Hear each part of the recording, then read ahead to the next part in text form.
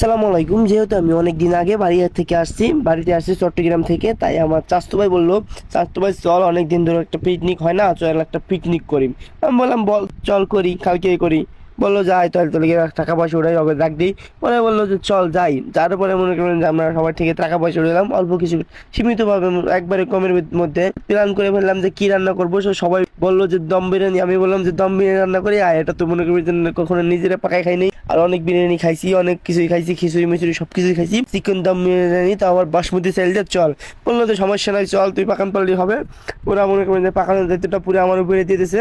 তো আমার তো মনে করেন যে একটু ভয় ভয় লাগতেছিল, কিন্তু আবার একটু ভালোও লাগতেছিল। প্রথম নিজের হাতে এত বড়টাকে মনে করেন যে ডেক্সিতে মনে করেন যে পাকাইতেছি চিকেন দম বিরিয়ানি। কিন্তু আগে পাকাইছি, এটা হলো ছোট করে, মানে নিজেদের জন্য, দুইজন কিংবা তিনজনের জন্য। কিন্তু 4-5 জনের জন্য আমি এখনো পাকাই নাই, কারণ অতটা অভিজ্ঞতা আমার নাই, যেহেতু সত্যি কথা। কিন্তু আমার একটু ভয় ভয় লাগতেছিল, আর পাকাইতেছিলাম, আর ওরাও আমার সাথে হেল্প করতেছিল। ওরা বলতেছিল এটা না, এটা করি। যেহেতু অভিজ্ঞতা আছে সবার, মনে করেন যে তাই বিসমিল্লাহর নামে উড়িয়ে দিছি, আল্লাহর নামে উড়িয়ে দেওয়ার পরে মনে করেন যে আগে থেকে সবকিছু কুইডে বাইরে জোগাড় করে রাখছিলাম। কারণ আপনাদের যদি এত হয়ে যাবে, আপনাদের এত লং হয়ে যাবে ভিডিওটা, তো আপনারা বোরিং ফিল করবেন, এই কারণে আমরা এগুলো কাট করে দিয়েছি।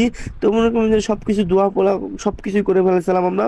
করে ফেলে মনে করেন যে পরে আমরা একটা নির্দিষ্ট জায়গায় চলে গেছি, যেখানে আমাদের কোনো বাতাস লাগবে না, কিংবা জালটা খুব সুন্দরভাবে জ্বলবে, এরকম একটা জায়গায় চলে গেছিলাম।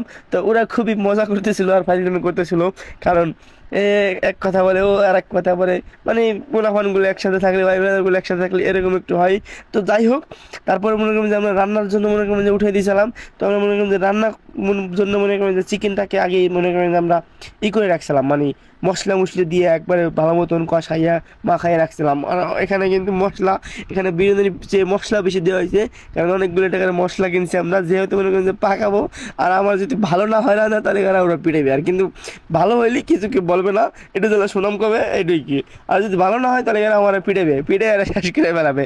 এই চিন্তা ভাবনা করে মনে করেন যে খুব সুন্দরভাবে রান্না করার ট্রাই করতেছিলাম, কারণ একটু ভয় ভয় লাগতেছিল যে নিজে রান্নতেছি, খারাপ হয় না কি ভালো হয়, এই চিন্তা ভাবনা করে। যাই হোক, তো আলহামদুলিল্লাহ আমাদের রান্না বান্না কমপ্লিট হয়ে গেছে। তো আমি নিজের হাতে ওদেরকে বাইরে দিচ্ছিলাম, কারণ রান্না যেহেতু আমি করছি, এই বাড়ার দায়িত্বটা আমার উপরেই এসে পড়ছে। সবাই বলছে যে তুই বার, ঠিক আছে। আমি বাইরে দিতেছিলাম, সবাই সমান ভাগবে বাইরে ঠেলে দিতেছিলাম, কারণ মনে করবেন যে আবার স্বাস্থ্য ভাই সাব্বির শশা কাটতেছিল, ঠিক আছে। তারপরে মনে করবেন যে আমাদের বাইরে ঠেলে দেওয়ার পরে সবাই খাইতেছিল। সবাই খাওয়ার পরে মনে করবেন যে সবাই বলতেছিল ভাই ভালো না, রিভিউ দে, কেমন আছে ভাই? সেরকম বুলু কাকা, না ভালো মতন কেমন হয়েছে? ভালো হয়েছে। আলহামদুলিল্লাহ, যেহেতু কোনো প্রশিক্ষণ নাই, শুধু অভিজ্ঞতা দিয়ে রান্না করছি, আলহামদুলিল্লাহ খুব ভালো হয়েছে। তো সকালে ভালো থাকবেন, আসসালামু আলাইকুম।